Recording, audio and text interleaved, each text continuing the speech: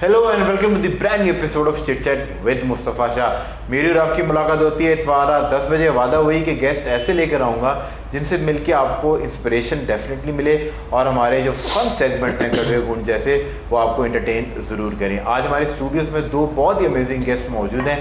मेरे पास एक उस्ताद मौजूद है। अनफॉर्चुनेट ये है कि पिछले कुछ दिनों से उस्ताद जो है वो काफ़ी ट्रोल हो रहे हैं इंटरनेट के ऊपर, तो आज उस हवाले से भी बात करेंगे और आपको आज एक ऐसे उस्ताद से मिलाएंगे जिन्होंने तमाम तर ज़िंदगी एजुकेशन के अंदर गुजार दी। हमारे पास राना अदील साहब मौजूद हैं। He is an CEO of apps group of colleges और इनसे जानने की कोशिश करेंगे इनका ग्रुप कैसे डिफरेंट है और जो एजुकेशन सिस्टम के अंदर इन्होंने अभी तक टाइम गुजारा है तो इनकी क्या लर्निंग है और कैसे आप एक सक्सेसफुल इंसान अपनी ज़िंदगी के अंदर बन सकते हैं। उनके साथ हमेशा का एक ऐसा शोबा है कि जो मेरे दिल के बहुत करीब है और आपको पता है कि दिखने में एस्थेटिकली तो मैं तो खुद अपना बड़ा ख्याल रखता हूँ और मुझे तो वो लोग बड़े अच्छे लगते हैं जो आपकी हेल्प कर सकें किसी भी तरीके से ताकि आप एस्थेटिकली बेहतर दिख सकें या कोई ऐसी चीज़ जो आपको लगता है कि आपकी बॉडी के अंदर या आपके चेहरे में आपके पेरेंट्स में इम्प्रूव होनी चाहिए और उसकी वजह से आपके रिश्तों में अगर कोई प्रॉब्लम आ रही है, आपको उस तरह के रिश्ते नहीं मिल रहे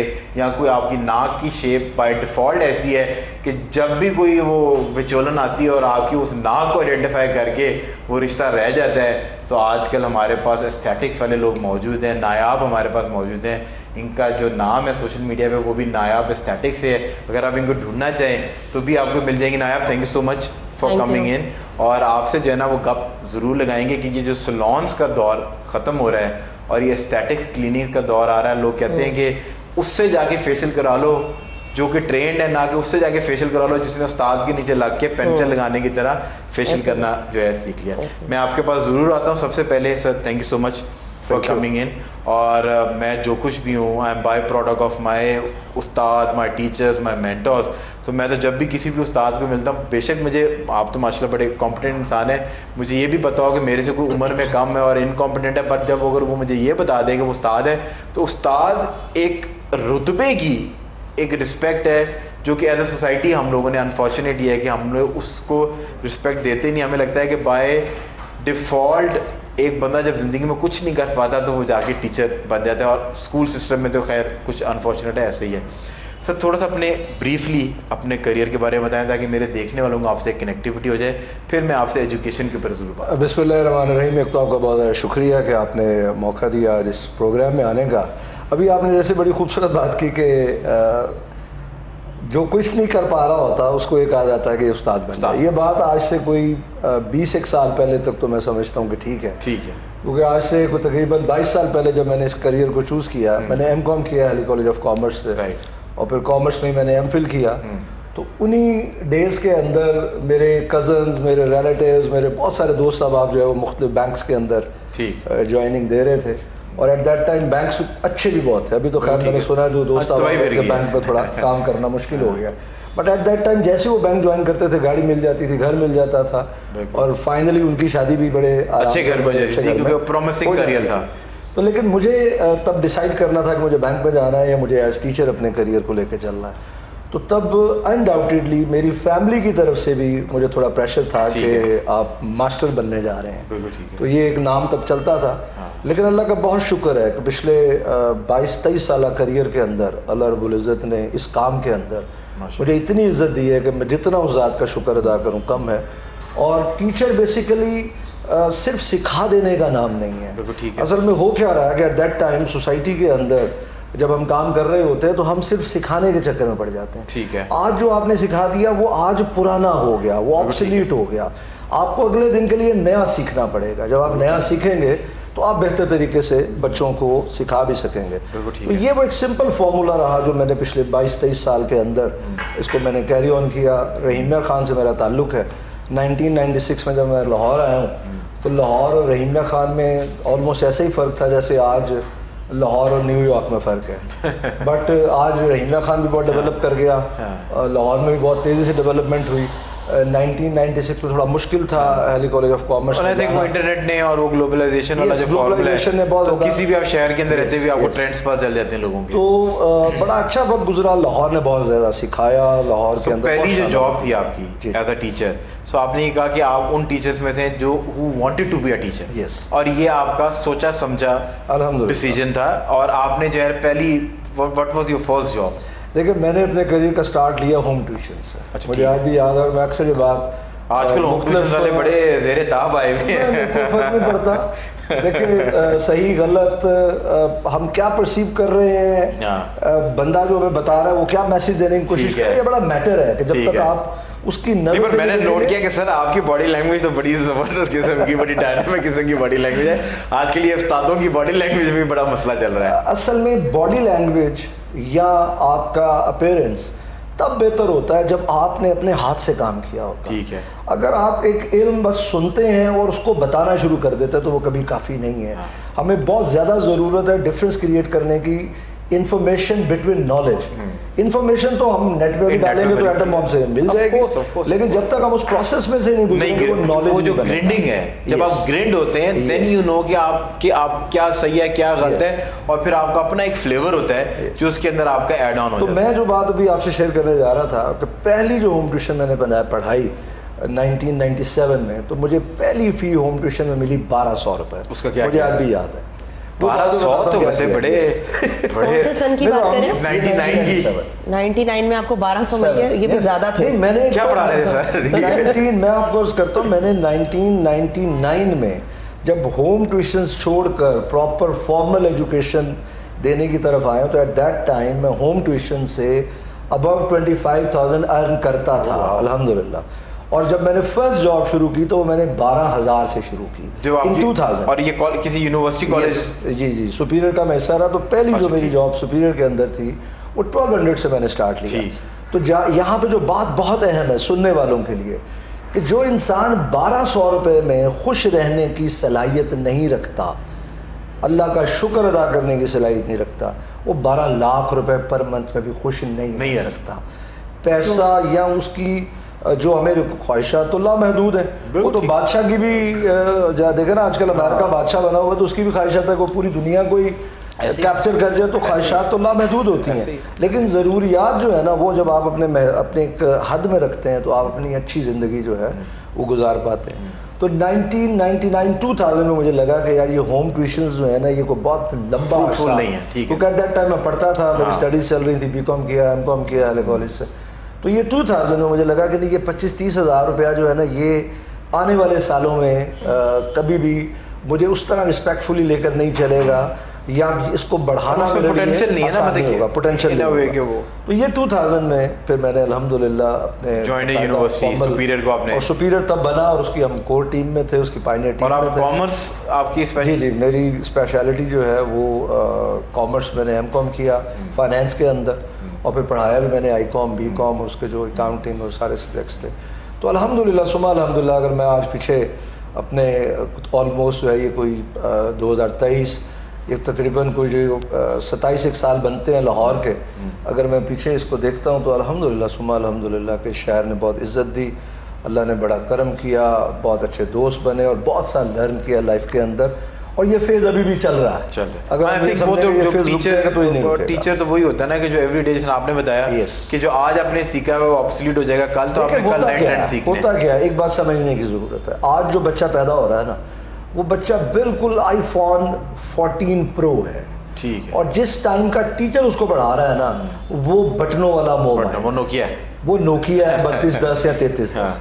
अच्छा, अब आप एकदम से iPhone 14 नहीं बन सकते, वो 3210 पे नहीं आ सकता। तो ये दोनों को अच्छे तरीके से स्ट्रेच करके हमें कहीं दरमियान के अंदर एक रास्ता निकालना पड़ेगा और हमें उसको लर्न करना पड़ेगा। अभी रिसेंट में अपने कैंपस में विजिट पे गया था तो मैंने अपने टीचर्स को बोला कि आज बच्चा जो है ना वो जब ट्राउज़र पहन के आता है ना, पैंट पहन के आता है, तो उसके जो पांचा है ना उसका को ऑलमोस्ट 6-7 इंच का वो पहनना पसंद करता है और वो टाइट पहनना पसंद करता है। अच्छा, जिस दौर में हम स्टूडेंट थे तो हम शायद 12 पहन लेते थे, लेकिन अब हमें कोई बीच का रास्ता इख्तियार करना है। मैं अगर फॉर एग्जांपल 6 to 7 का पहन के चला जाऊंगा तो वो कुछ थोड़ा सा लगता है कि और लगेगा। तो मुझे उसका दरमियाना रास्ता निकालना, मुझे 8-9 का पहनना, मुझे फ्लैपर टाइप भी ट्राउज़र नहीं पहनना और मुझे को बहुत ज़्यादा स्किन टाइट भी नहीं पहनना। तो बीच में कहीं ना कहीं, ताकि उसको ये लगे कि ये पढ़ाने वाले एलियन नहीं है। आई थिंक वो जो कनेक्टिविटी की बात है, और आजकल तो हर चीज़ में इवन आपको पता होना चाहिए कि मूवी कौन सी अच्छी चल रही है, मौलाना ने कितना इवन के सर सोशल मीडिया के ऊपर आपके चल रहे हैं, there lot of influencers and everything. आप इंस्टाग्राम खोल लें, आपको इन्फ्लुएंसर्स की लाइन मिलती है, पर ज़्यादा काम उनका देखा जाता है जिनका कंटेंट रिलेटेबल है, जिसके साथ रिलेटेबिलिटी है। तो आई थिंक वो पॉइंट आपका, उसके लिए सबसे पहले कनेक्ट करना इंपॉर्टेंट है। Of course you should know your audiences. Yes, जब तक कनेक्ट नहीं करेंगे आप ट्रांसफॉर्म नहीं कर पाएंगे। सो कमिंग टू यू, मतलब कि बड़ी एक खूबसूरत इनकी तो सफ़र ऐसा है कि इसके ऊपर तो मुझे एक पूरा प्रोग्राम चाहिए कि अगर हम बाय 99 से 2000 और अभी तक यहाँ तक पहुँचे। सो आपने बेसिक एजुकेशन आपकी क्या है? Medicine is your education? कि आपने नहीं, मेडिसिन एजुकेशन नहीं है। ठीक है, ये कॉस्मेटोलॉजी है। कॉस्मेटोलॉजी और डर्माटोलॉजी में फ़र्क होता है। ठीक है। डर्माटोलॉजिस्ट जो होता है वो एक डॉक्टर है जिसने आपको मेडिसिन प्रिस्क्राइब करनी है और आपको स्किन की डिजीज़ देखनी है। कॉस्मेटोलॉजी जो है वो आपकी ब्यूटिशियन की नेक्स्ट स्टेज है। ब्यूटिशियंस या आपके सैलून्स वाले जहाँ पे आप बहुत शौक से जाते हैं, तो उसकी जो नेक्स्ट स्टेज है वो कॉस्मेटोलॉजी आ जाती है। 14 Pro Max है वो। जी हाँ, 14 Pro Max है। अब लोगों को ना इतनी अवेयरनेस नहीं है, लोगों को लगता है ये भी सैलून है। अक्सर मुझे कॉल्स आती हैं, जी आपके पार्लर में वो पेडी में नहीं हो जाएगा। उनको मेंशन करना पड़ता है कि जी ये पार्लर नहीं है। पर हो तो जाएगा ना? नहीं होता। नहीं होता? कैसे हो सकता है? अच्छा। अब एक एस्थेटिशियन, एक कॉस्मेटोलॉजिस्ट आपके पैर लेकर कैसे बैठेगा? उसको नहीं कर सकते। मेरा काम क्रीम्स यूज़ करना नहीं है, ठीक है। मेरे पास कुछ टूल्स हैं या कुछ मशीनरी है लेज़र से रिलेटेड। मैं जो काम करती हूँ लेज़र के साथ करती हूँ। अब उसमें मैं पेडीमेनी नहीं कर सकती। हाँ, कुछ डिजीज़ हैं या कुछ ऐसा कोई फंगल इन्फेक्शंस हैं या कुछ स्पॉट्स हैं, तो वो हम लेज़र से रिमूव कर सकते हैं, तब मैं पाँव पकड़ सकती हूँ किसी का, अदरवाइज नहीं हो सकता। तो स्टाफ भी तो होते हैं ना, मतलब मैं स्टाफ नहीं रखती। अच्छा, आप स्टाफ नहीं रखती? That is cost cutting. और आप नहीं, कॉस्ट कटिंग नहीं है, मैं रिलाई नहीं करती किसी पे। ठीक है, क्योंकि किसी को रख के डिस्टर्ब होने वाली बात है। आपके हाथ में जो चीज़ है वो किसी और के हाथ में नहीं हो सकती। मतलब आप उन वाले उस्तादों में से जो कहते हैं हुनर मेरे तक ही रहे, मैंने किसी को आगे ट्रांसफॉर्म नहीं करना। आयशा की बात कर रहे थे ना, वो सेम वही स्टोरी है। अच्छा, मैंने आपने कहा लड़की वो तंग होते हैं। आसान वो हमने एस्थेटिक्स जो है वो ब्यूटिशियन की एक अपग्रेड, एक अप नॉच वेरिएंट है जो कि ज्यादा आपकी स्किन से रिलेटेड, ये डर्माटोलॉजी को और ब्यूटिशियंस को मिक्स मैच कर लें आप, ठीक है। दोनों को पढ़ी लिखी खूबसूरती की कह सकते हैं आप, इसको बेस है। मतलब इसके जो होते हैं कोर्सेज होते हैं, इसके डिप्लोमास होते हैं। आपने क्या कोर्सेज किए हुए हैं? मेरे एक मेंटोर हैं और एक सर हैं डॉक्टर इम्तियाज़,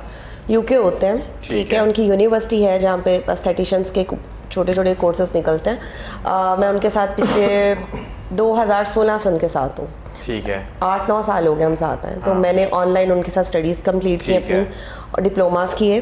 फिर उसके बाद उन्हीं के क्लिनिक, उनके एस्थेटिशियन जो क्लिनिक है, मैं नाम मेंशन नहीं करूँगी, मैं उनके साथ काम करती रही। फिर उनकी ब्रांचेस भी हैंड ओवर उनकी मेरे पास थी। फिर वहाँ पे सिखाना भी शुरू कर दिया। एक टाइम आया क्लासेस भी देना शुरू कर दी थी। फिर उसके बाद जब मुझे समझ आई कि मैं किसी के साथ नहीं चल सकती, माइंडसेट ऐसा है, फिर मैंने अपना क्लिनिक स्टार्ट किया। तो खुद वो तो आपने, जब आप इतनी लर्निंग आपकी हो जाती है तो everyone has to branch out, और कुछ नहीं भी करते, थोड़ा सा कुछ जॉब्स पे भी रहते हैं। ये वो तो अपनी पर्सन आपकी पर्सनैलिटी की बात है। अगर आपके पास लीडरशिप स्किल्स हैं तो आप पहले चीज़ को सीखते हैं अच्छे तरीके से, then you take permission from your mentor और आप एक अपना काम शुरू करते हैं। ये काम ऐसा है कि लोगों की ना समझ से बाहर है अभी भी। अब कोई नया क्लाइंट आया मेरे पास या एज अ पेशेंट आया तो उनको लगता है कि ना हम ऐसी जगह अब आ गए हैं जहाँ से ना आगे कुछ भी नहीं है। मतलब आपने एक सेशन करवाया और आपको लगता है कि आप ना आए तो मेरे पास एक अजय देवगन थे, जाएंगे आप तो ऋतिक रोशन बन के जाएंगे। ऐसा नहीं होता, ऐसा नहीं होता। ब्यूटिशियंस में जैसे हम सैलून्स पे जाते थे, हम फेशियल्स करवाते थे, एक 10 रुपए की ब्लीच मिक्स करके वो लोग मुंह पे लगा के 5000 का फेशियल करके आपको भेज देते हैं। ये तो आपको बेहतर पता होगा, मतलब कि मैं आपको बता रही हूँ ना, अब आप पॉलिशर करवा रहे हैं, जाके ब्लीच करवा रहे हैं, वो हार्डली मेरा ख्याल है उसकी कॉस्ट पड़ती है 10 से 15 रुपए की। ब्लीच पाउडर होता है, ठीक है। अब उसको किसी ब्रांडेड डब्बे में डाल दो, अपना ये ब्रांड मेंशन कर दे, तो वो कॉस्ट ना 5000 रुपये चली जाएगी। आपने क्लाइंट के दिमाग से खेला। क्या आप ये करती रही हैं कि ना अब आप, जी ना मैं करती रही हूँ, ना मैं करती हूँ, ना मैं करने देती हूँ। तो आपकी प्रोडक्ट्स जो आप यूज कर रही हैं, या जो आप बुटॉक्स है, या नहीं मैं बुटॉक्स यूज फिलर्स हैं, अच्छा पहले ये बता दें कि आप करती क्या है, क्योंकि एस्थेटिक में तो ये सब कुछ होता है। मैं बता रही हूँ ना, इन्वेसिवली और नॉन इन्वेसिवली 2 ट्रीटमेंट्स होते हैं। ठीक है, मैं नॉन इन्वेसिवली कर रही हूँ। इन्वेसिवली जो कर रहे हो मेरे साथ डॉक्टर एहसन है, ठीक है, इज अ प्लास्टिक सर्जन और डर्माटोलॉजिस्ट है। एक तो हम 3 डॉक्टर्स इकट्ठे हैं कोलैबोरेशन में। मैं टीके नहीं लगाती, ठीक है, वो स्माइल हो गई, ठीक है। जो वापस आती हैं वो टीके लगाते हैं। ये अलग। मैं टीके नहीं लगाती, मैं टीके के बगैर मुंह ठीक करती हूँ। आप टीके के बगैर मुंह ठीक करती हैं? और वो कैसे हो जाता है? मशीनों से, मेरे हाथ से। अच्छा, आप मशीनों से। मतलब क्या आप अगर मैंने खुद बनवाई है, किसी के अंडर आए हैं, वो चाह रहा है कि वो वापस स्किन जो है उसकी वो फैट खत्म होगी वहां से। डार्क सर्कल्स हैं और dark circle is a different thing ना। अब अगर किसी की स्किन के अंडर आए हैं, उसके नीचे जो लेयर है वो खत्म हो गई है, वो फैट किसी भी वजह से, एज की वजह से, अब उसको वापस आपने बूस्ट करना वो हो सकती है। समझ नहीं आ रही आप क्या बात कर रहे हैं। एक अंडर आए है, तो मैं अपने समझाने वालों को तो समझ आ गई कि अंडर आए है जो आंखों के नीचे आपकी तरह मेरी एक जिल्द है, वो विद पैसेज ऑफ टाइम कभी एज की वजह से या कभी आप इंटेंस वेट लॉस करते हैं तो यहाँ से भी आपकी फैट जो है बेसिकली इसके अंदर एक फैट की लेयर है जो इसको आपको स्किन को बफी रखती है, तो वो खत्म हो गई। अब उसके अंदर टीका जाएगा तो उसको दोबारा से वो वापस अपनी जगह पे ले आएगा। हमारी एक लास्ट कंडीशन है, ठीक है, वो लास्ट कंडीशन है। अगर मैंने आपकी R&D पूरी की हुई है, मेरी बात तो कंप्लीट होने थे ना। उसके लिए अगर हमने नॉन इन्वेसिवली करना है, कुछ मेरे पास फीमेल से ज्यादा मेल क्लाइंट्स हैं, ठीक है, और मेल ज्यादा ड्रामे करते हैं। अच्छा। और टीका नहीं लगवाना, दर्द होगी, जो औरतें आराम से बैठ के करवा रही होती है ना, वो 4000 चीखें मारते हैं। अब उसमें एक वो शायद आप इतनी खूबसूरत हैं कि वो चाहते हैं कि वो ये बातें करके आपको कहीं हाथ पकड़ लें ताकि आप उनको थोड़ा सा। लगती हूँ मैं भयानक बहुत हूँ, ठीक है, ऐसी बात नहीं है। वो चाहते हैं आपसे कोई एम्पैथी लेना, शायद नहीं निकलती मेरे से, नेचुरली नहीं हमदर्दी निकलती, स्पेशली मर्दों के लिए तो बिल्कुल भी नहीं निकलती। ये आपका कोई फिर 2 मिनट बैठे हैं तो और मेरा ख्याल है इस सारे सेट के ऊपर भी मरती है। टॉपिक चेंज हो जाएगा। नहीं कोई मसला नहीं, वो पॉइंट पे आता है। हर बंदे के अपने एक्सपीरियंसेस हैं। उसमें एक ना रेडियो फ्रीक्वेंसी होती है चीजों के, रेडियो फ्रीक्वेंसी ट्रीटमेंट है, ठीक है, वो उसकी मशीन मैंने खुद यूके से बनवाई हुई है, ठीक है। वो इंस्टेंटली उसी वक्त रिजल्ट देती है। अगर पफीनेस है या अंडर आई आपकी जो आप बात कर रहे हैं, डार्क सर्कल्स हैं या डेप्थ आ गई आइज में, तो वो रेडियो फ्रिक्वेंसी के अंदर एक लाइट होती है, रेड लाइट होती है, लेजर लाइट होती है, वो आपका कोलेजन डेवलप करती है। जो कोलेजन आपने लूज कर दिया होता है ना, वो डेवलप करती है। उससे क्या होता है कि जैसे सर की आइज़ हैं, सर की आइज़ के नीचे डार्क सर्कल्स हैं कॉर्नर पे, अगर मैं इनका ट्रीटमेंट करती हूँ एक सेशन के बाद, तो इनको 100 में से ना 20% फ़र्क पड़ेगा, क्योंकि एक तो एज भी है लेकिन पड़ेगा जरूर। सर को तो वो बच्चों की फ्यूचर की फिक्र बड़ी है ना, वो सोच के सर आप खूबसूरत बने ताकि लोग जो बच्चे हैं ना आपको देख के और मोटिवेट हो कि अगर हमारे सर इतने खूबसूरत हैं। देखिए हम भी बच्चे, ये ना कि बच्चे किसी और ही पास से मोटिवेट हो जाए। नहीं, हम लोग भी पढ़ते थे तो मेरे तो खैर मेल टीचर्स के साथ वैसे ही हर वक्त लड़ाई झगड़े रहते थे, फीमेल्स के साथ मैं पढ़ती नहीं थी, तो वो खूबसूरत टीचर ना शुरू से इंस्पायर करता है बच्चों को भी, चाहे वो मेल हो चाहे फीमेल हो। वो आपसे फिर फर्स्ट क्रश वाले सवाल का जवाब के लिए तक किया तक तो ठीक है, पर मैं क्योंकि मैं खुद एडजेंट फैकल्टी मेंबर मैं बहुत सी यूनिवर्सिटीज में आई गो एंड टीच मीडिया, तो आप कह रही हैं कि मशीनों से और नॉन सर्जिकल वो चीज़ों से भी जो है ट्रीटमेंट्स हो जाती हैं। जैसे हाइड्रा फेशियल आजकल निकला हुआ है, आपने भी करवाया होगा। मतलब में आते रहते हैं फ्री पीआर पैकेजेस चले जाते हैं। इतना कॉमन कर दिया हुआ है कि हर सैलून वालों ने ना मशीन रखी हुई है, अब डिपेंड करता है मशीनरी पे। पर I go to a very good static clinic, so वो टॉप नॉच है लाहौर का। बात देखिए, मैं अब आपको यहाँ पे सॉरी, बात ना नाम की नहीं है। समटाइम्स ऐसा होता है, आप इतने बड़े ब्रांड में चले जाते हैं, इतना सब कुछ होता है, लेकिन अंदर जो काम करने वाले वो इतने कॉम्पिटेंट नहीं होते, आपको वो रिजल्ट्स नहीं देते। मशीन रखना और मशीन को यूज करना दोनों चीजें बहुत डिफरेंट हैं। वहाँ सारे डॉक्टर्स ही हैं, देयर वेरी नहीं हमें जाना पड़ेगा। जब हम क्लासेस लेते हैं, मैं जाऊंगा मैडम के पास। मैंने पहले तय कर लिया था कि ये बहुत स्ट्रॉन्ग हेडेड है माशाल्लाह, ये अब हम जाएंगे सर, मैं और आप दोनों जाएंगे, मैं आपको पिक करूंगा आपके कॉलेज से, हम ये सोच के आएंगे कि मैं अभी बैठ के हम पहले आपसे गुस्सा निकलवाएंगे, पहले आप हमें बताएंगे हमारी गलतियां, और पहले हम आपको जो मर्दों पे आपको गुस्सा है ना वो ठंडा करेंगे, फिर हम आगे चल के ट्रीटमेंट की तरफ। सीरियसली ऐसा गुस्सा नहीं है, मतलब मुझे ना मर्दों के ड्रामे बुरे लगते हैं। मतलब आप ट्रीटमेंट करवा रहे हैं, हम चुप करके करवाएं, वैसे सब कुछ हो जाना। हम मर्दों के ड्रामे आप लोग इतना तैयार होती हैं, मैं कोई हमें सिर्फ 2 कपड़े लगते हैं, बट मैं सिर्फ कह रहा हूँ हमारा सब मुंह धुलता है और तौलिया और हम तैयार। ऐसी बात नहीं है, हमारे क्या नखरे हैं, पूरे बाल सेट करवाए हुए हैं, अभी फाउंडेशन भी लगी हुई है, मेकअप भी भी हुआ है प्रॉपर, ठीक है। सर मेरा ख्याल है कि मैडम को बहुत ही गुस्सा है, तो आगे मूव ऑन करते हैं। We are going on short commercial break. Break से जब वापस आएंगे तो कड़वे गुण का सेगमेंट आपका इंतजार कर रहा है। फ्रेग्रेंस है पर फ्लावर नहीं है, जलती है पर जेलिसी नहीं है। कुकड़ू कू ये बहुत कुकड़ू कू। What do you think? मेरा भी यही माइंड में आया था। नायाब कुकड़ू कू नहीं नो कुकड़ ओनली कू। पूरा एपेक्स कॉलेज तालियां बजा रहा होगा कि now you know what you do. आप एक्साइटमेंट देख रही हैं? Count of 3 2 1 sip it.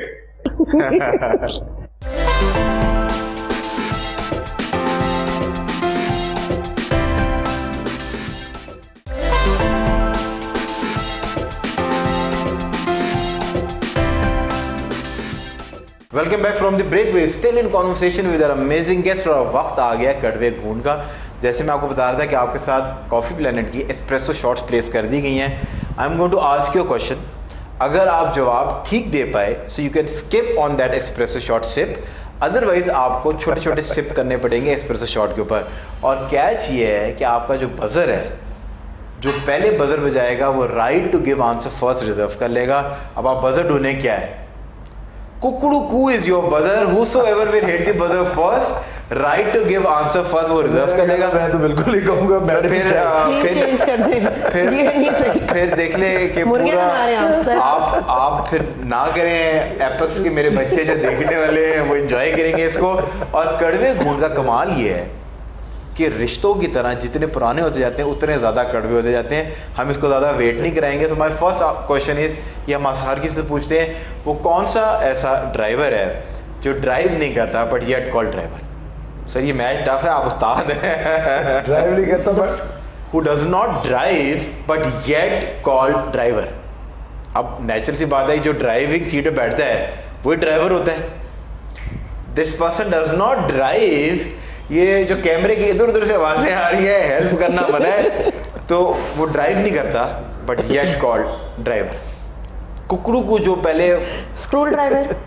मुझे नहीं जवाब पता है। कुकड़ू को जो पहले बजाएगा वो बोल दिया ना, आप कुकड़ू भी बोलना। नहीं, कुकड़ू को के बगैर तो हम एक्सेप्ट ही नहीं कर। सर अभी still you are in the game because she haven't hit the buzzer. मैंने नहीं बजाया। बजर बजाएंगे तो मैं जवाब मानूंगा।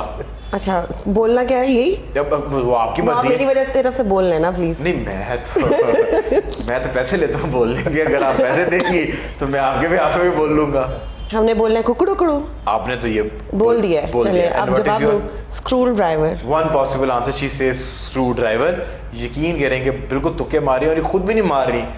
गैबी इमदाद आ रही है इनको, ये वहां तुक्के मार रही है। But what do you think sir? Possible screw driver हो सकता है, बट एक इंसान भी तो अपने एनवायरनमेंट को ड्राइव करता है। अगर मैं इसको इस एंगल पे देखूं तो वो भी एक ड्राइवर ऑफ द ऑर्गेनाइजेशन भी होता है और उस एनवायरनमेंट को भी ड्राइव कर रहा होता है। सर ये तो आपने बड़ी फिलोसॉफिकल बात कर दी है। लॉजिकली बात है, टीचर वाली बात आपने देख लिया। फिर उस्ताद ही होते हैं। वो कहते हैं ना, बाप को ना सिखाओ, बाप भी तो उस्ताद ही होता है। But this is the right answer. Screw driver is the right answer. Technically वो ड्राइविंग करता है, पर आपने भी जो बात की है ठीक है, बट फॉर्मेट ऐसा है। अब आपको सिप करना पड़ेगा। मैं और नायाब आपको काउंटर देंगे 3 2 1 से छोटा सा सिप कर ले। Moving on, what are the 2 things which you can not have in breakfast? वो क्या 2 ऐसी चीजें हैं जो आप ब्रेकफास्ट के अंदर नहीं ले सकते? नो ब्रेनर टाइप है, आप उस तरह सोचेंगे तो जवाब तक पहुंच पाएंगे। खाने वाली चीज है? मतलब कि खाने वाली ही आप होगी? नहीं होगी, नहीं बताए नहीं। मैंने आप देखें, ठीक है मैं खूबसूरती पे पिघल जाता हूँ, पर इस तरह ना करे ना। आप फायदा ना लेना इस चीज का, अपनी नीली आंखों का। बट अच्छा, मैं पीने लगी थी। आप जो पहले, आप अभी तक गेम तक पहुंचे नहीं है, जो पहले बजर हिट करेगा, right to give answer first, वो रिजर्व कर लेगा। आपने बजर ही बहुत बुरा रखा। नेगेटिव हो पॉजिटिव हो, चेंज करें। अब आपको मर्द ही बुरे लगते हैं। आप क्या क्या कर सकते हैं? 2 ऐसी चीजें जो हम ब्रेकफास्ट में नहीं तो कम आ रहे हैं। 10 9 8 7 6 5 4 3 इतनी जल्दी नहीं होता। 1 now you both know what to do on count of 3 2 1 sip it. Thank you. इधर नायाब को फोकस कीजिएगा। नो सर आपके तो मुझे लगता है फेवरेट चीज हमने दे दी है। हाँ, so lunch and dinner you can not have in breakfast, बाकी तो आप साग खाना चाहे साग खाना चाहे। तो यही तो मैं कह रहा हूँ ना, अब आप दोनों फील्ड में आ रहे हैं ना। सो मूविंग ऑन, एक रिडल है, वो कौन है जो फकीर नहीं है बट पैसे मांगता है, औरत नहीं है बट बस्ता लटकाता है, पुजारी नहीं है बट घंटी बजाता है? आदमी है ना। फिर आदमियों वाला क्वेश्चन पूछ लिया। स्मार्ट हो तुम, है ना। अब मैं आदमी हूँ तो आदमी वाला ही पूछूंगा ना भाई। आजकल तो वैसे ही वो एक्स जेंडर और पता नहीं कौन कौन से मसाइल चल रहे हैं भाई, हम आदमी ही ठीक है। एटलीस्ट जो दिखते हैं वो हैं तो। अच्छा अब दोबारा, ये बड़ा मुश्किल काम है बट फकीर टीचर से दोबारा क्वेश्चन पूछो। टीचर कभी भी ऐसी बात नहीं करते। मैं हूँ पर यहाँ नहीं टीचर में। फकीर नहीं है बट पैसे मांगता है, पुजारी नहीं है, पॉलिटिशियन। चलिए पॉलिटिशियन ये भी बता दे कौन सा। मुझे पकड़वाना है भाई, ये भी बता दे। देख लिया ना किसी ने। फकीर नहीं है पैसे मांगता है, औरत नहीं है बट बस्ता लटकाता है, और पुजारी नहीं है। यूजुअली होता है ना पुजारी घंटी बजाते हैं, पुजारी नहीं है पर घंटी बजाता है। और यहाँ पर हमारी ज़िंदगी में आम फेम सी ये बहुत इंपॉर्टेंट कैरेक्टर है और आम फेम कैरेक्टर है। इस सब कैरेक्टर से हम मिले हुए हैं। डाकिया इज वन पॉसिबल, बट आपने बजर हिट नहीं किया। कुकड़ू डाकिया is one possible answer. What do you think Nayab? अब तो आपकी जो हेल्प आप साथ लेके रही है वो भी बेचारी फेल होगी। कम से कम पीछे फोन पे बंदा तो चक्कर में उठा के आना चाहिए। कमरा इम्तिहान में बैठने से पहले हमने चलो एंट्री तो मैं अलाउ कर ही दी है। मुझे बताया था पीछे बंदा तो तुमने कम से कम देख लो यार। सर जी देख ले, मुझे पता था मेरा पेपर चल रहा है इधर। ये तो चल रहा था।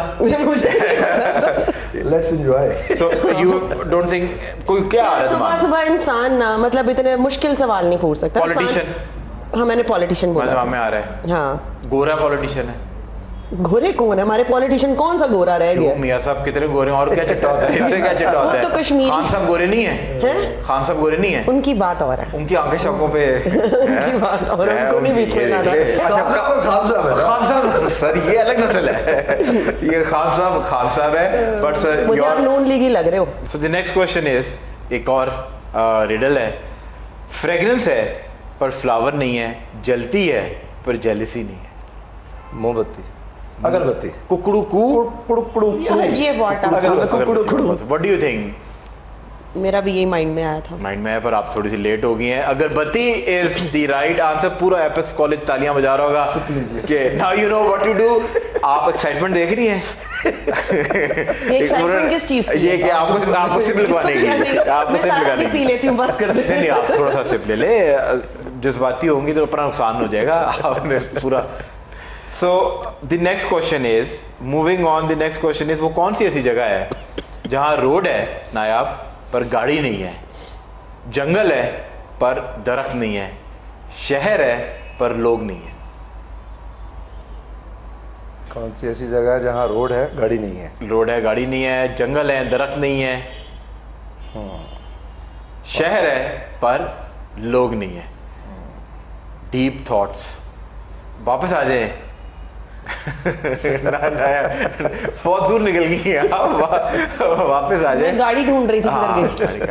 गाड़ी ढूंढ रही है। हर औरत का ख्वाब एक अच्छा फोन, एक अच्छा बैग और एक अच्छी गाड़ी। सब कुछ है वो तो मैंने तो इसमें शक ही नहीं किया। पेंटिंग में ही होगा ये सारा कुछ। I don't know.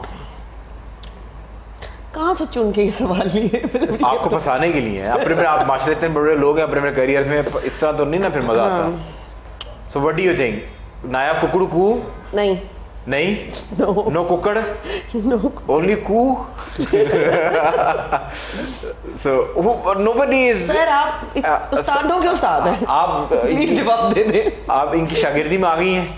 मैंने सरेंडर कर दिया। सर ये इस सेगमेंट का कमाल ये है कि दो अननोन लोग बैठते हैं जो एक दूसरे को जानते नहीं है। By the end of this segment वो दोस्त बन जाते हैं और वो अनफॉर्चुनेट टीम अप मेरे खिलाफ हो जाते हैं, पर वो आगे आपकी शागिर्दी के अंदर। सर एक तो 50% वर्क इज डन, ताकि मैं डीप थॉट से बाहर आ जाऊं। मैं सिप ले लूं। चले आप फिर ऑन 10 9 8 7 करीब हैं आप। 6 5 4 3 नेचर इसको रिपीट कीजिएगा सर जरा, पेंटिंग से सवाल को। करीब हैं आप, करीब हैं सर। रोड है, गाड़ी नहीं है, जंगल है, दरख्त नहीं है, शहर है, लोग नहीं है, यू वेरी नियर। बस नियर हो तो मान लो ना, सही हो गया ना हर जवाब। बंदा बनवाता है, एक चीज आप बनवाते हैं कोई प्रोजेक्ट से पहले, वो होता है ना, प्रोजेक्ट से पहले बनवाते हैं हाँ just to visualize layout city plan, just plan. चले map is the right Layout answer is कि आप the- लेआउट एंड मैप, तो मैं ऐसे नहीं ले रहा ना? हाँ, ये सब बस दोनों नहीं ले कुछ रहे। आप दोनों को जो है ना मैंने धक्के से, मैंने इनको लिटरली धक्के से जो है ना पास पहुंचाया। करवा दिया है, मैंने पहुंचाया। एस्टेब्लिशमेंट का रोल अदा किया है, मैंने इन दोनों को धक्के से आगे में ले गया हूँ। तो चले जी मूविंग ऑन। एक लास्ट इस सेगमेंट का सवाल है, you both are running in a race individually अलग अलग, आप एक सेकंड बंदा एक बंदे को क्रॉस करते हैं जो कि सेकंड आ रहा है, now on what position are you placed? हम एक जो सेकंड आ रहा है उसको क्रॉस कर रहे हाँ। हैं, तो ऑब्वियसली हम फर्स्ट पोजीशन में मैंने अब आपने कुकड़ू कहना है तो जवाब ओके, देना है। कुकड़ू obviously first position first position पे। Sir what do you think? Repeat कीजिएगा। Sir you running in a race और एक बंदा सेकंड पोजीशन पे प्लेस था, वो आप उसको क्रॉस करते, now on what position are you? First भी हो सकता है, सेकंड भी हो सकता सर ये तो फिर कुकड़ू। सर जिंदगी में तो सर मैं बोलूं? वो कुछ भी हो सकता है सर। तो आपने तो जवाब दे दिया, हमने एक लॉक के लिए, क्या पता आप सही दे रही हो और आप डाइवर्ट ना हो। है। ओके, सेकंड प्लेस पे है और Okay. हम दोनों ने क्रॉस कर लिया उसको। नहीं नहीं, वो अलग अलग भाग रहे हैं सर। आप वो खूबसूरती की दौड़ में हैं, आप तालीम की दौड़ में हैं, और आप एक ऐसे कॉलेज को आपने क्रॉस किया है जो नंबर सेकंड पे था। अब आपका कॉलेज किस पोजीशन पे है? और आप उन्होंने बता दिया नंबर 1, उन्होंने तो बता दिया नंबर 1 ही होगा नंबर इंडिविजुअल 1। में। हर औरत और हर कारोबारी बंदे का ख्वाब नंबर 1। आप दोनों का जवाब गलत है। Now you know what to do on count of 3, 2, 1 sip it. फिर आपको बता देता हूँ सर, इसके कॉमन बाद सेंस जो की होना बात है ना, ये अब आप है भुगतेंगे। सर, कॉमन सेंस की बात है। एक बंदा सेकंड पोजीशन पे था, आपने उसको क्रॉस किया, आप सेकंड पोजीशन, वो थर्ड पे चला गया ना सर। मैंने इसीलिए आपसे पूछा कि दोनों भाग रहे हैं, आपने हमें अलग अलग कर दिया। जी आप दोनों अलग अलग गए, मेरी बात अलग अलग सुनिए, बात एक है। मिनट क्वेश्चन में चलो भाग जी, रहे हैं। अब इधर इंटरेस्टिंग पार्ट अब शुरू हो गया है। हाँ, वो बच्चे बैठे हंस रहे मेरे, वो देख रहे, कहते यार ये हर सेगमेंट में लोग लड़ पड़ते हैं। चले भाई क्लैरिटी मतलब कर रेस लगी हुई है, जी। वो सेकंड पे ही मैं रहेगा, second पे। तो आप सेकंड पे ही रहोगे। मैं तो जब आप मुझे क्रॉस कर जब मैं दिएंगी क्रॉस करके आगे जाऊंगी ना कि तो मैंने उधर रुक आप जाना। थर्ड पे हो जाएंगी ना, नहीं। आप सेकंड पे हो जाएंगी। नहीं, क्यों उधर रुक जाना नहीं, आगे? नहीं, ये उधर ही रुक जाना। अब नहीं, आप सुने, आपका सवाल गलत अब है। आप जूम करें, मैं अब आपको समझाता हूँ, आपका ठीक है? सवाल सुन तो ले मैडम, ये नंबर 1 हमारा ब्रांड कॉफी प्लेनेट, ठीक है। ये भी हमारा कॉफी प्लेनेट नंबर 2, ये पानी की बोतल नंबर 3। अब आपने किसको क्रॉस किया? इसको। सुन तो ले, अच्छा, सुन तो अच्छा। ले, तभी तो आपको मर्द अच्छे नहीं लगते, आप सुनती नहीं है ना। अच्छा, okay। ये आपने इसको क्रॉस किया, आप किधर आ गई? सेकंड पे आ गए। तो ये मेरा सवाल था। नहीं, ये तो अलग भाग रहा है, ये नंबर 1 तो अलग है, इसको तो आपने क्रॉस ही नहीं किया, अब आपने इसको क्रॉस करना है। दोनों के ना लॉजिक्स में फर्क है। नहीं, मेरा मैडम, मेरा लॉजिक और है मैडम, कि जब हर- भाग रहे हैं तो हर- सेकंड वाला हर उधर ही समझदार रहेगा। इंसान का लॉजिक यही है। ये सवाल बहुत ज्यादा सोचने वाली नहीं है, बस ठीक है, इसको एंजॉय आप इसको घर बैठ के ना प्रोग्राम को देख नहीं, देख के, इतना टाइम नहीं है कि मैं अब प्रोग्राम आप देख के अब मैं दोबारा आप- अब सवाल आप सोचना और आपने फिर कमेंट सेक्शन में जाके जवाब देना कि मैं सही था कि मैं गलत। बड़ा पर उल्टा यार ये जवाब लॉजिक जो है ना आपने प्रोमो में लगा देनी है। बट आई थिंक आप दोनों जो हैं बहुत बेहतरीन थे इस सेगमेंट के अंदर। स्किन की बता रही थी आप। स्किन ये है कि अगर आप फर्स्ट फेस वॉश करना है, वो डिपेंड करता है कि आप कौन सा फेस वॉश यूज कर रहे हैं, आप किस चीज से यूज कर रहे हैं। कुछ डरमा शर्मा होना चाहिए नहीं, महंगा। आप बताएं आप किससे मुंह धोते हैं। मैं तो don't tell me Sufi soap से, उसके बाद जो मिल जाए, जो चीज मिल जाए। इसीलिए आपको डॉक्टर की जरूरत है। नहीं, मैं फेस वॉश से मुंह धोता हूँ और मैंने कोई लाइफ बॉय से मुंह धोना है। मतलब मेल से मैं उम्मीद कर सकती हूँ, वो उनको बेचारों को ना सूफी सोप भी मिल जाए, मुंह धो लेते हैं।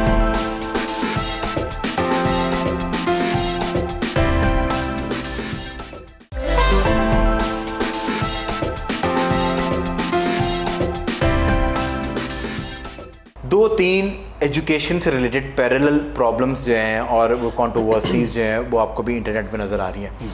एक तो जो है वो अभी उस स्कूल का वाक़या है जिसके अंदर कुछ बच्चियां हैं और वो एक बच्ची को उन्होंने जो है ना वो किसी तरीके से टॉर्चर कर रही हैं। वो क्या स्टोरी है, क्योंकि वो अभी तक तो मौक़िफ़ जो है वो उस बच्ची के वालिद का आया है जो ज़मीन पे बच्ची लेटी हुई। Let's not get into this because जब तक आप दोनों पार्ट की स्टोरी नहीं सुनते कि वो मजाक हो रहा था, क्योंकि मैंने वो वीडियो देखी है। अपेरेंटली तो जो वो बच्ची ऊपर बैठी हुई है, ऐसे लग रहा था जैसे 2 दोस्त हैं, 3 दोस्त हैं, मजाक कर रहे हैं, शुगल शुगल लगा रहे हैं, और एक को ज़दोकोप से मुराद दिए कि आप दोनों मुझे पकड़ लें और मैं आपको शुगल लगा रहा हूँ, और मतलब लोग खड़े उसकी वीडियो बना रहे हैं और उसको कुछ भी कह के वीडियो बना रहे हैं, ठीक है। अपेरेंटली ये लग रहा है, पर मैं let's not get into this because ये बड़ा सेंसिटिव मामला है जिसके बच्चे को, क्योंकि अभी तक उन्होंने क्लेम किया हुआ है कि मल्टीपल हेड इंजरीज, नेक इंजरीज और वो हैं, पर वो कोई भी मेडिकल सामने किसी तरह का नहीं आया। But let's not get into this typical incident की तरफ। बट ये आप भी स्कूल रन करते हैं और आप एक पूरा ग्रुप चला रहे हैं, सो एक तो ज़रा थोड़ा सा ये बता दें कि आप अपने एजुकेशन सिस्टम में या आप अपने ब्रांड को छोड़ दें। लेट्स स्पीक के जर्नली आप दोनों से, आई एम श्योर आप भी पेरेंट होंगी या आप नीज होंगे, नेफ्यू होंगे, आप ये मतलब कि इनको रोकने का, मैं रोकने से मुराद में एडमिनिस्ट्रेटिव पॉइंट ऑफ व्यू से बात नहीं कर रहा, एक शऊर होता है।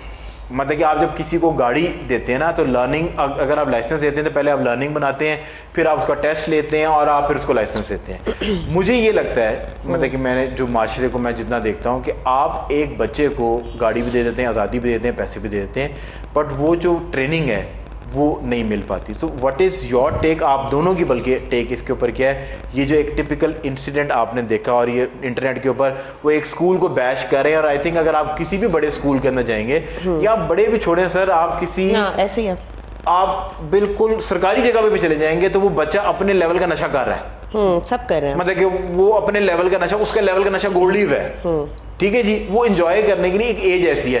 So let's not categorize one school और आप इसके बिल्कुल पीछे पड़ जाएं। सो इसको रोकने का क्या तरीका है? जितने भी मेरे पेरेंट्स हैं घरों में देख रहे हैं, और लोग ये समझते हैं कि डोमेस्टिक वायलेंस या कि पेयर प्रेशर जो है वो कोई अपर क्लास है या डोमेस्टिक वायलेंस लोअर क्लास के अंदर होता है। अनफॉर्चुनेट ये है कि ये बीमारी दोनों क्लासेस के अंदर पाई जाती हैं। डोमेस्टिक वायलेंस जो अपर क्लास के अंदर होता है, वो औरत बाहर निकल के शोर नहीं करती, वावेला नहीं मचाती, क्योंकि उसके नीचे मर्सिडीज लगी हुई है, उसको पता है कि ये निकल जाएगी मेरे नीचे से, ठीक है। जो लोअर क्लास की औरत है वो कहती है देखो है कि ये टीन टॉप पे है ना, तो अपने भाइयों को बुला के वो पिट लेती है।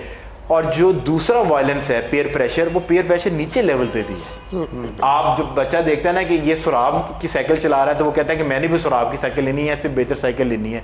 तो जरा इसको थोड़ा सा देखिए, इसमें ना 2 बातें बहुत अहम है। एक तो हम अभी तक ना बहुत अच्छे तरीके से कैटेगराइज नहीं कर पाए formal education versus informal education. Formal education institutes में आपको मिलती है, इसके अंदर यूनिवर्सिटीज़ हैं, स्कूल्स हैं, कॉलेजेस हैं। ठीक है। एक इनफॉर्मल एजुकेशन बड़ी इंपॉर्टेंट है, जो डे बाय डे हम उसके अंदर बहुत पीछे होते जा रहे हैं। हम ये तो ज़रूर कहते हैं कि दुनिया में फैमिली सिस्टम नहीं है, लेकिन ऑनेस्टली स्पीकिंग आज यूरोप के अंदर फैमिली सिस्टम है। ये हमें यहाँ बैठ कर लगता है, आज भी वहाँ पे वो चीज़ों को कैरी करते हैं। तो एक तो इनफॉर्मल एजुकेशन मिसिंग हो गया, जिसमें वालदा ने जो है ना वो बच्चों को फुफ्फो के हवाले से भी पोल्यूट कर दिया, वालिद ने उसके बाकी रिलेटिव्स के हवाले से पोल्यूट कर दिया, और जो हमारा एक कंबाइंड फैमिली सिस्टम होता था जिसमें दादा दादी, नाना नानी और फिर बड़ी फुफ्फो, छोटी फुफ्फो, और वो एक पूरा जो एक स्ट्रक्चर हमारा चलता था, एक तो वो बहुत ज़्यादा मिस हुआ। और फॉर्मल एजुकेशन के अंदर आपकी सोसाइटी, आपके हमसाए, आपके फैमिली के लोग, वो सब उसमें, क्योंकि तब जब चचा डांटता था ना बेटे को, आपके बेटे को, तो आपको बुरा नहीं लगता था। अब जब चचा या फुफ्फो किसी बात पे उसको रोकते हैं तो हम फौरी तौर पे एक पार्टी बन जाते हैं, जबकि जब तक वालिदैन इम्पार्शल नहीं होंगे, जब तक वालिदैन जस्टिस की बात नहीं करेंगे, तो पहला मैं समझता हूँ कि इनफॉर्मल एजुकेशन बड़ी बुरी तरह मिस हुई है, क्योंकि इनफॉर्मल एजुकेशन सोसाइटी बनाती है। फॉर्मल एजुकेशन से आप रिसर्च कर सकते हैं, आप कुछ नई डेवलपमेंट्स ला सकते हैं, लेकिन सिर्फ अकेली फॉर्मल एजुकेशन से आपका मुआशरा खूबसूरत नहीं होगा। मुआशरा खूबसूरत होगा आपकी इनफॉर्मल एजुकेशन से, नंबर 1। नंबर 2 जो इसमें बहुत बड़ा एक मुझे अलमिया नज़र आता है आजकल अपने यूथ के अंदर, उनके वालिदैन के अंदर, अनफॉर्चुनेटली हमारे मुल्क में भी जस्टिस के इशूज़ हैं, ठीक है जी। और वही हमने अपने घरों में कैरी कर लिए हैं। एक वक्त होता था जब हमारे वालिद कहते थे कि तुम गलत हो गए, हालांकि हम ठीक होते थे, लेकिन वो कहते नहीं लड़ाई हुई ना तुम्हारी वैसी ही हुई, उससे मैं बाद में बात करूँगा, पहले तुम्हारा कसूर है। तो हमने क्या किया, हमने जस्टिस को छोड़ दिया। हम अपने बच्चों को सिर्फ इस वजह से कि ये हमारा बच्चा है, ये सही है, ये गलत है, प्यार करना एक और बात है, फैसला करना एक और बात है। ठीक है, आपका बेटा बुरा है, अच्छा है, आपकी बेटी अच्छी है बुरी है, प्यार करने में कोई फ़र्क नहीं आना चाहिए।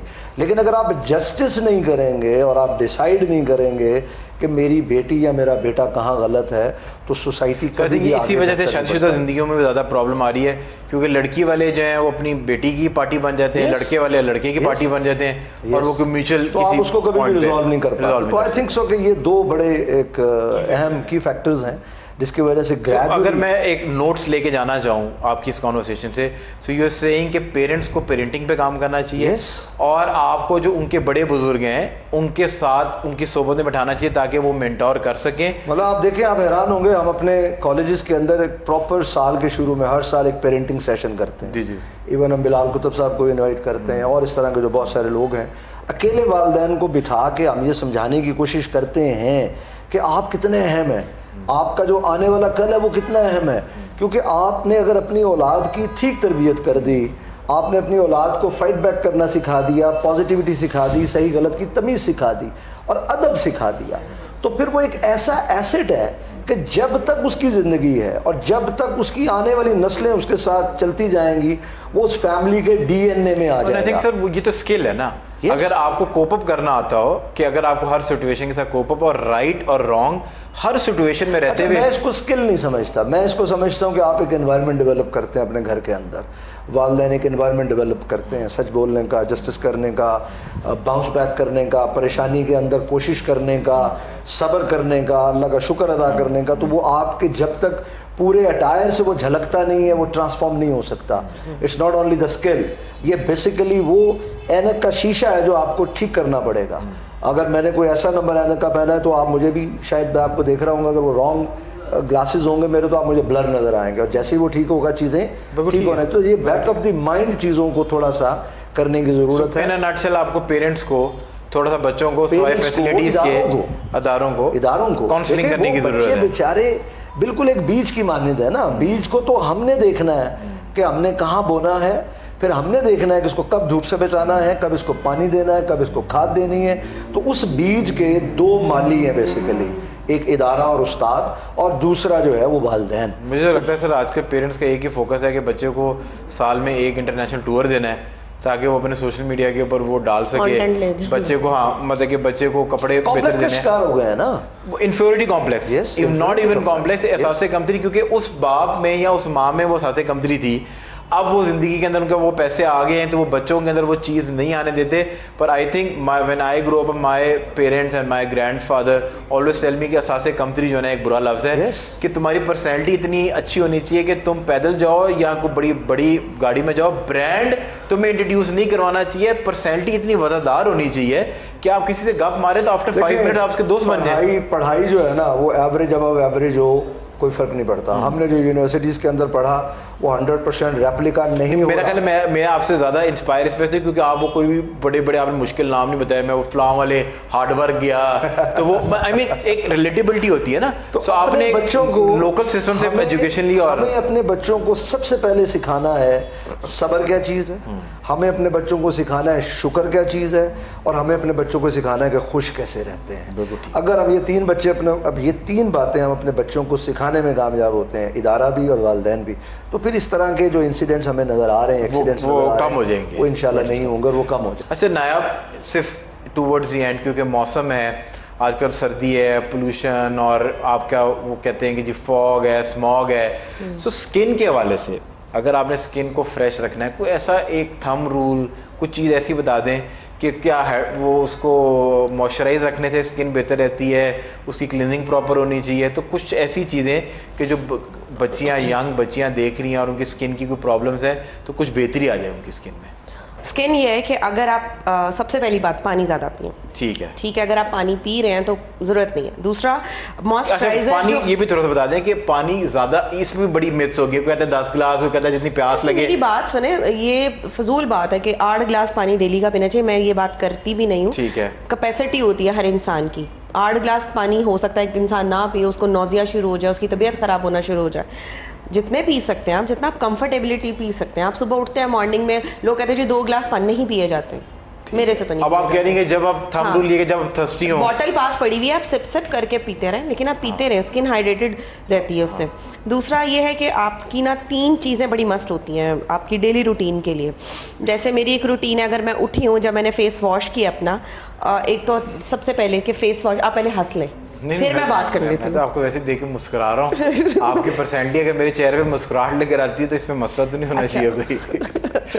दूसरी बात ये कि फर्स्ट फेस वॉश करना है, वो डिपेंड करता है कि आप कौन सा फेस वॉश यूज़ कर रहे हैं, किस चीज़ से आप अपना फेस वॉश कर रहे हैं, किस चीज़ से यूज़ कर रहे हैं। कुछ डरमा शर्मा होना चाहिए महंगा। नहीं, आप बताएं आप किससे मुंह धोते हैं? मैं तो don't tell me Sufi soap से। उसके बाद नहीं, सूफी वाले नाराज देंगे, दोस्त हैं, जब जो मिल जाए, मतलब जो मिल जाए, जो चीज़ मिल जाए, इसीलिए आपको डॉक्टर की जरूरत है। हाँ। तो कभी करीब से देखें, मेरी स्किन बड़ी माशाल्लाह ग्लोइंग और बड़ी खूबसूरत स्किन है, मुझे नजर आ गई। हाँ, आप स्किन केयर बता रही थी, फेस वॉश, ठीक है, या जो हम एज अ डॉक्टर हम रेकमेंड करते हैं, ठीक है, अकॉर्डिंग टू योर स्किन। जरूरी नहीं है कि आपकी स्किन अगर ऑयली है तो आपको वो वाला फेस वॉश सूट कर रहा है। ठीक हो गया जी। हम लोग ना ब्रांड देख के कि ये जी बहुत बड़ा ब्रांड है, मतलब बहुत बड़ा ब्रांड है, इसका फेस वॉश हमें सूट करना ही करना। आपको ये देखना चाहिए कि आपकी स्किन ड्राई है, ऑयली है, कि या दोनों है। अब उसके लिए आपको डॉक्टर की जरूरत है, आपको एक कॉस्मेटोलॉजिस्ट की जरूरत है, ठीक है। हमारी पढ़ी लिखी आवाम जब we are sold on this कि आपकी जरूरत है हमें इस माशरे को, आपके बगैर हम कुछ नहीं है, मतलब we are sold on this. औरत के बगैर वैसे कुछ नहीं है, औरत के बगैर वैसे कुछ नहीं है, और ऊपर से कॉस्मेटोलॉजिस्ट हो तो उसके बगैर तो वैसे सोल्ड ऑन दिस।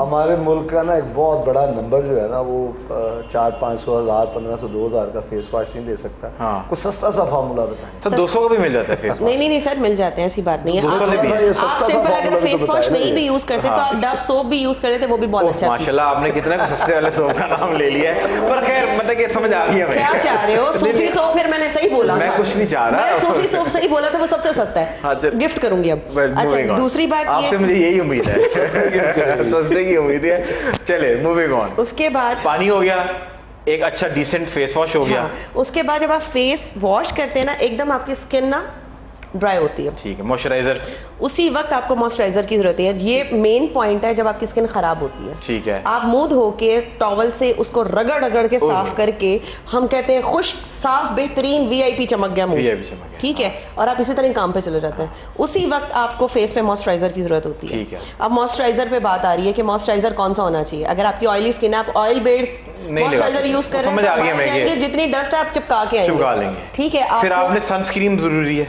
सनस्क्रीन तो ऐसे है ना जैसे हैंड सैनिटाइजर है, जैसे कोरोना के वक्त हम पानी से ज्यादा हैंड सैनिटाइजर यूज कर रहे थे। सनस्क्रीन आप अपनी गाड़ी में रखें, आप अपने ऑफिस में रखें, आप उधर अपने पास रखें कि आपने फेस वॉश किया तो आपने सनस्क्रीन लगा लिया। दूसरा, मेकअप करने से पहले भी सनस्क्रीन लगा। ये भी बता, ये बड़ा आपने अच्छा किया कि लोग मेकअप लगाते हैं, सनस्क्रीन मेरी अपनी प्रोडक्ट्स हैं जो मैंने लॉन्च करनी है अभी, ठीक है, उसमें सनस्क्रीन मैंने स्पेशली मेल्स के लिए बनवाया जो जेल फॉर्म में है।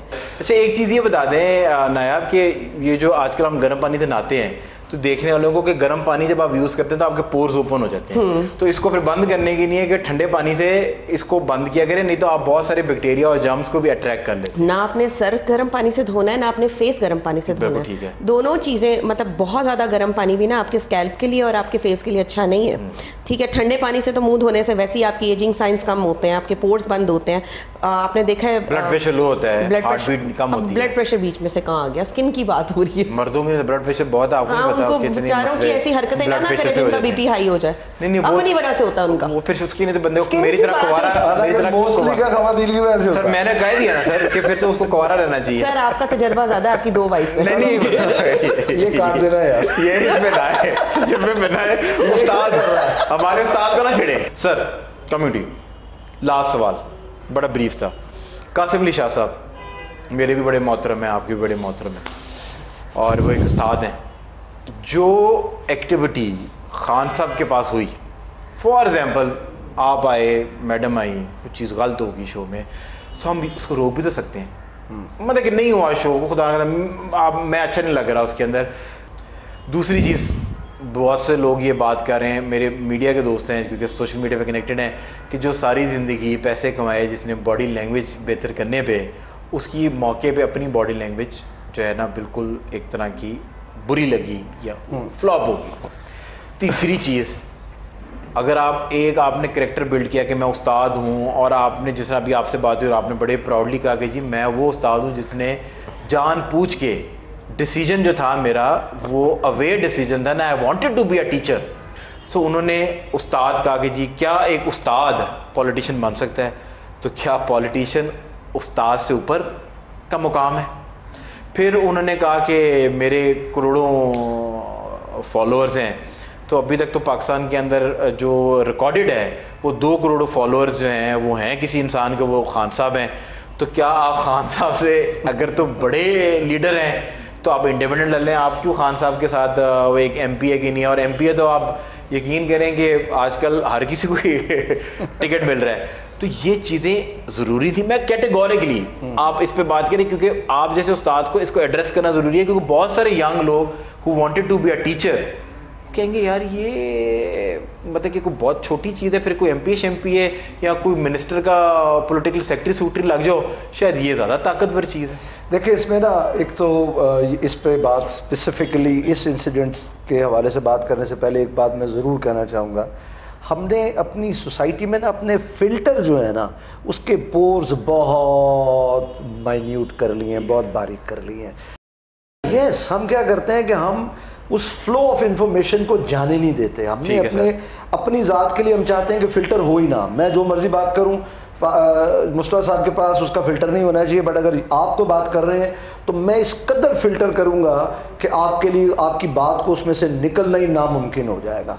कहा कुछ, यस, दिखाया कुछ, यस। अच्छा, अब आ जाते हैं कि एक उस्ताद, देखिए जहाँ तक मैंने वो एक क्लिप देखा उसमें शाह साहब ने ये कहा कि अगर मैं अगर चाहूँ बीइंग टीचर, देखिए अगर मैं उसको इस एंगल पे देखूं तो उन्होंने एक उस्ताद की रिस्पेक्ट माशरे की नज़र में बढ़ाने की कोशिश की है।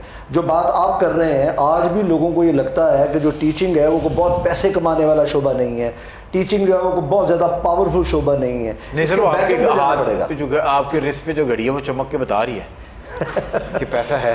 अच्छा, इस काम अब बात ये है, देखिए ये डिपेंडेंट है ना, काम तो कोई भी आप करेंगे। हाँ। ये टीचर को लगता है, हाँ। ये हमारे टीचर्स को लगता है कि अगर बहुत सारा पैसा आपने कमाना है तो ये कोई मुनासिब शोबा नहीं है।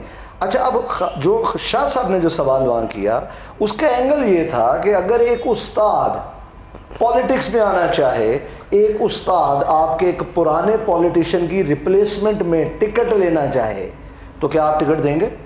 अब मैं समझता हूँ कि इसमें कोई बुराई वाली बात नहीं की उन्होंने, कि अगर आप टीचर हैं, क्योंकि हम आमतौर पर टीचर्स को देने को नहीं टिकट तैयार ना, हम कहते हैं जिसके पास अरबों रुपया होगा, जिसके पास 2-4 लैंड क्रूजर्स होंगी, जिसको तो कासिम भाई के पास भी है। नहीं, बिल्कुल है, अभी 2-4 नहीं है, अभी एक तो है, एक आध है। तो अभी मैंने सैर की है तो मुझे पता है उन्होंने अगर हलाल से इतना पैसा बनाया तो दैट्स गुड। अल्लाह के नज़दीक बिल्कुल भी मोमिन की क्लियर कट डेफिनेशन हम समझते हैं, मोमिन की डेफिनेशन से बिल्कुल एग्री पढ़ना है। मैं समझता हूँ मोमिन की डेफिनेशन ये भी दुनियादार देता हूँ, ठीक है। तो शाह साहब ने अगर ये सवाल किया तो वो इस एंगल पे हुआ। तीसरी बात कि उनके बैठने का एंगल ठीक नहीं था या कोई भी ऐसा मामला था, मैं समझता हूँ कि उसको फिल्टर आउट कर देना चाहिए था। मौलाना साहब है ना, मौलाना साहब की एक बात मुझे बड़ी खूबसूरत, अल्लाह उनका कद और बड़ा करे। मुझे वो कभी नहीं नजर आया कि वो किस मसलक के हैं, वो किस सेक्ट के हैं, इनरिस्पेक्टिव ऑफ दैट वो मुसलमान है और मैं उनको उसी वजह से फॉलो करता हूँ। शायद मैं उस मसलक का नहीं हूँ, मैं उस सेक्ट का नहीं हूँ जिस सेक्ट से उनका बैकग्राउंड है, पर मैं ऑपोजिट सेक्ट से होते हुए उनको फॉलो करता हूँ। Because when he speaks about humanity, he speaks about Muslim उम्मा, किसी सेक्ट के ऊपर वो बात नहीं करते। जब उनसे गलती होती है ना, सरदर्द होती है, वो नेक्स्ट डे आके माफी मांग लेते। लेकिन मैंने स्टार्ट में क्या कहा, प्लीज और सॉरी। सर वो तो आपने आप तो हैं ही खूबसूरत इंसान। तो मेरे शाह साहब से मेरी अभी उनसे मुलाकात भी है, मेरी उनसे आपके तवज्जो से गुजारिश ये है कि अगर उनके फॉलोअर्स को लगा कि उन्होंने गलत किया है, वो उसको डिफेंड करने की जगह मल्टीपल इंटरव्यूज दे के अपनी और चीज़ें मुश्किलात करने की जगह पे वो आएँ और आके कहें कि जी इस लाइट में ये मैंने इंटरव्यू लिया था, अगर मेरे फॉलोअर्स को लगा है कि मेरा कद छोटा लगा है, मैं उनको रिस्पेक्ट दे रहा था। देखिए होता ये है कि जब मैं एक सोच समझ के अच्छे तरीके से एक अपने इंटरव्यू को या अपने किसी काम को प्लान करता हूँ और उसके ऊपर मैंने काफ़ी वर्किंग की होती है, वो किसी भी वजह से लोगों को ये लगता है कि यार ये उस तरह से नहीं था जिस तरह से आउटकम उस तरह नहीं थी, इनपुट कुछ और ठीक हो गया। तो आप कुछ देर के लिए तो उसके लॉजिक्स देंगे ना, आपने मेहनत की है, आपके जो है नीयत पे शक हो रहा है। देखिए दो बातें मुख्तलिफ हैं। अगर एक बंदा मेरी नीयत पे शक करता, मैं फिर सॉरी से पहले कुछ वक्त लगाऊंगा। Did you had conversation with Shah साहब on this? हाँ, उस पर हमारी बात होती रहती है। मेरी नीयत पे शक हो गया ना यार, अब जब मेरी नीयत पे शक होगा तो मुझे आप थोड़ा सा टाइम तो देंगे। सर बहुत शुक्रिया, थैंक यू सो मच आपकी तशरीफ़ आवरी का। नायाब थैंक यू सो मच आपके आने से स्किन के बारे में, हेयर के बारे में बहुत सारी चीज़ें जो हैं वो एक लाइटर नोट के ऊपर लोगों तक पहुंची। और सर आप तो आपका बहुत ज़्यादा थैंक्स, क्योंकि फर्स्ट टाइम मैंने इससे पहले बहुत सारे इंटरव्यूज़ दिए चैनल्स पे, सोशल मीडिया पे, बट आपका ये प्रोग्राम है इसको मैंने रियली इंजॉय किया। और इसकी इंजॉयमेंट की खूबसूरती ये थी कि मैं बिल्कुल एक ऐसे समटाइम आपको मुख्तलिफ मास्क लेके लाइफ में चलना पड़ता है और वो मास्क आपको थकाते भी हैं। उस्ताद की एक बहुत खूबसूरती ये होती है कि वो बगैर मास्क के लाइफ के अंदर जाता है और चलता है। मैं समझता हूँ कि शाह साहब भी बगैर मास्क के अंदर, उन्होंने बगैर मास्क के जब इसको कोशिश की, लोग जजमेंटल हो उस तरीके से वेल रिसीव नहीं हुआ। वो बिल्कुल तो आज का ये जो स्पेशली आपका ये जो प्रोग्राम है इसको मैंने बहुत ज़्यादा एंजॉय किया। Thank you. और जिस किस्म के सवाल थे और वो मुझे लगा कि बहुत ज़्यादा हमने वो रोने धोने वाली बातें नहीं की, हमने बहुत आपको आपके जोन से जरा थोड़ा सा वो शायद मैं ना होती तो रोने धोने वाली बातें शुरू भी हो जाती ना। हाँ ये भी है, बट आप दोनों का बहुत शुक्रिया। I thoroughly enjoyed your company और आपकी सारी टीम का बहुत शुक्रिया। और आपको इंशाल्लाह जो है ना दोबारा ज़रूर मौजू करेंगे। बहुत सारे ऐसे टॉपिक्स हैं जो आप लोगों से रेलेवेंट हैं, वो हम उसको टच नहीं कर पाए। प्रोग्राम देखने का शुक्रिया। अगर प्रोग्राम आपको पसंद आया और आप सोशल मीडिया पे देख रहे हैं, अपना फीडबैक ज़रूर दीजिएगा।